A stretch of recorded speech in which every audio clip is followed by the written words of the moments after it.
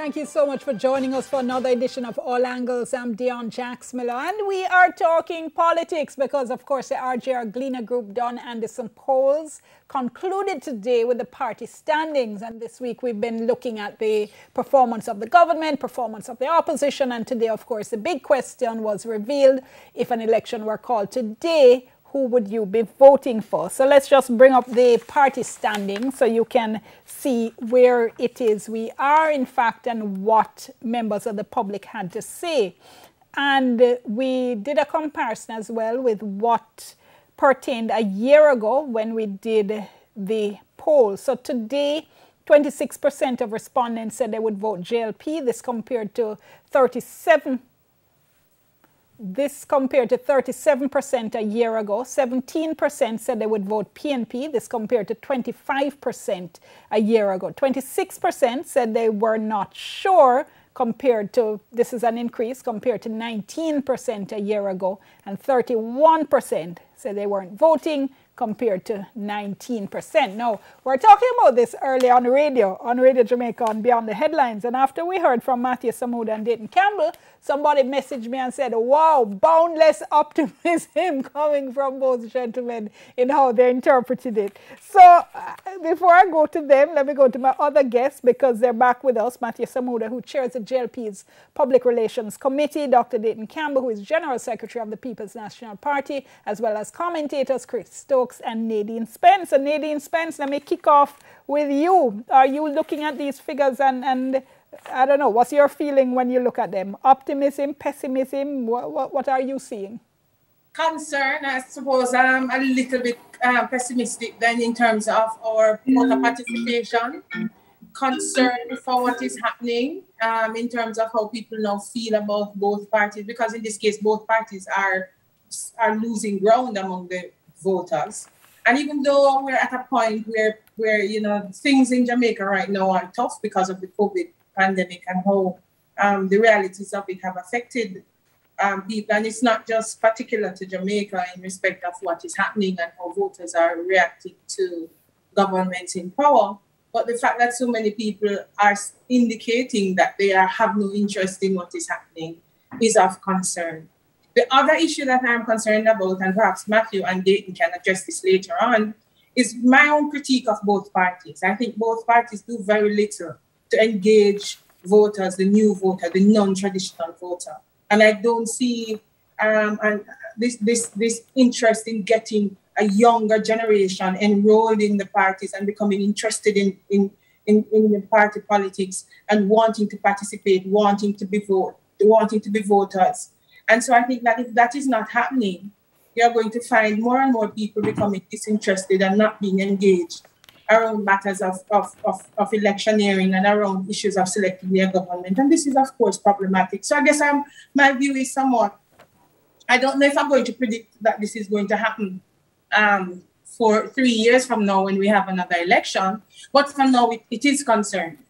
And so I want to hear what both parties are going to do to get voters interested and excited and willing to participate in the process. All right, let me ask Chris Stokes first. So Chris Stokes, your thoughts? Yes, Diana, I think it's important for us to start by putting the issues in two large groups. And one is the effect of the pandemic on approval ratings. And there's a whole body of work on that and how that affects the approval or the ratings of both the party in power and the opposition.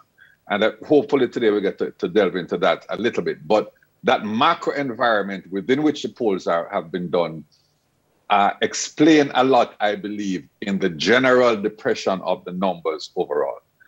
In terms of the relative move, I think it's pretty much status quo. We have to bear in mind that the JLP is coming off of a substantial high.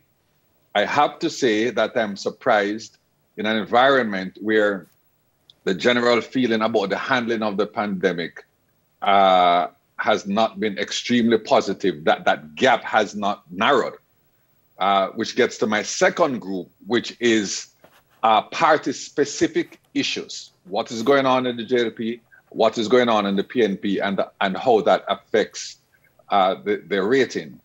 The bigger issue, though, for me as a citizen, is what Nadine raises, which is not just the apathy at the election booth, which we saw last year, and which I suspect is continuing, but the very fact of not answering the questions on the survey. 900 people, for example, don't answer the favorability and unfavorability question.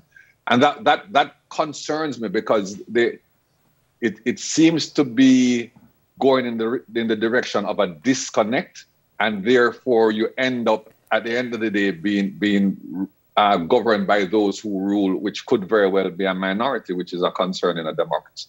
All right, taking that point though, but again, neither of you though seem to be acknowledging the fact that we're so far from an election. At this point in election cycles, we do tend to have more people saying they're not sure or they're not going to vote at all. And you tend to see that number falling as you come closer to an election. So obviously take the point about apathy and reduced voter turnout, but again, these results have to be viewed in that kind of context? So in terms of the timing of the election absolutely. Cycle. Yeah, no, that's absolutely correct. I am saying these words, Leon, in the context of can I say this, a declining trend in voter participation, and yes, there's an explanation around this, but my concern is that it is continuing to be low.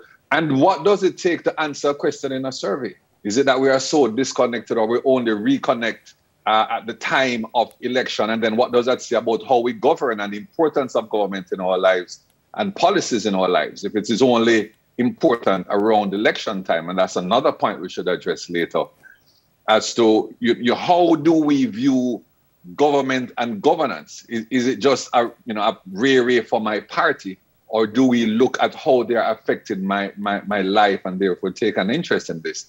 And that is the part that I think is waning. Okay, let me come back to you in a moment, Nadine, but let me bring in the other two to respond to some of those concerns you're raising. And Senator Samuda, let me start with you. This issue of is a feeling of a lot of people. We heard it on my radio program today as well, that the parties seem to be concentrating on their base, and the increasing numbers of apathetic people, or people who said, show me neither of them, that doesn't seem to be a focus. Well, and again, thanks for having me there, and greetings to your viewers. But the Jamaica Labour Party and the administration led by Andrew Holness is certainly not concentrating on its base. I think if you go back to last year's election, we declared that we would A, build back stronger, and B, recover stronger. We have decided that we will take the tough decisions in our first year of government. We'll do what we need to do to get out of the pandemic while balancing lives and livelihoods, and we didn't expect it to be easier. If you're recovering stronger, you're going through medical recovery, and recovery is never easy. If you're building back stronger, the process of construction is never truly pleasant. It's dusty, it's miserable to those around, and it comes with its own pain. So I'm pleasantly surprised at how well we're doing in this space. The 42% positivity rating of the leader of the party, the performance rating of the government, taking the tough decisions that we've had to take. When you consider the non-clinical measures that go along with COVID that have ravaged governments right across the globe, to be in the space that we are, we're not going to take it for granted. We're actually quite happy. We believe that when you look right across the polls that you've released, the average numbers and those who've chosen not to respond, we believe that grouping is a significant opportunity. We believe that the significant margin that we had, we will reclaim it. Let me zero in on that, because I started to smile when you started to respond, because that was a response you gave me on radio when I asked you your reaction to the polls. So it's like, okay, this is what I'm going to answer beyond, no matter what she asked me. When I was actually asking. It's the same question. It's not the same question. I'm asking what the party is doing to engage that bloc. Right now, it's at, what is there, 31, that's 57% right here now, saying not sure I'm going to vote, or not sure who I would vote for, and not voting. And the concern is that that block is really not getting a lot of attention from you guys. And that was the question. So it's not about your building back and your recovery or whatever. It's like, how do you reach out to the people who don't feel engaged and not feeling either of you? So it is actually about the building back process, but how you communicate the decisions and the reason for those decisions. Jamaicans are tactile people.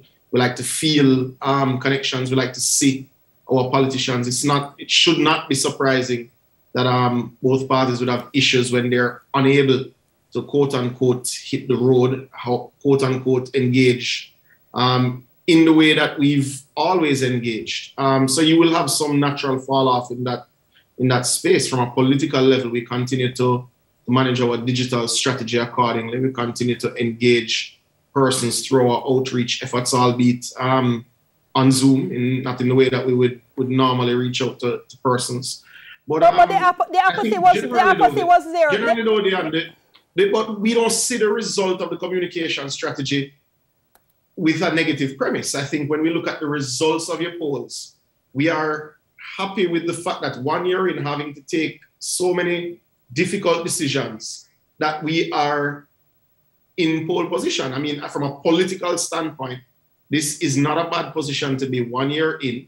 It's not, though I believe, and look on colleague Dayton Campbell's face, is that I believe he's not as optimistic as he sounds. We are not ready to pronounce the PNP dead, but we're happy with the position that we are in. We know the PNP can bounce back, and we know we will engage our voters. Hold that thought. We're going to go to break, and we're going to pick up, though, because one of the issues, of course, is that, the in thing is to blame the pandemic and blame COVID for everything, but that apathy that Chris Stokes spoke about and the growing disenchantment was there before COVID, and we had been seeing that trend clearly before COVID. But we'll pick up with our guests on that and other issues when we come back. Remember, our hashtag is TVJ All Angles, and also remember our WhatsApp number. It's 381-0072, 381-0072. Give us your first name, your general location. Soon come.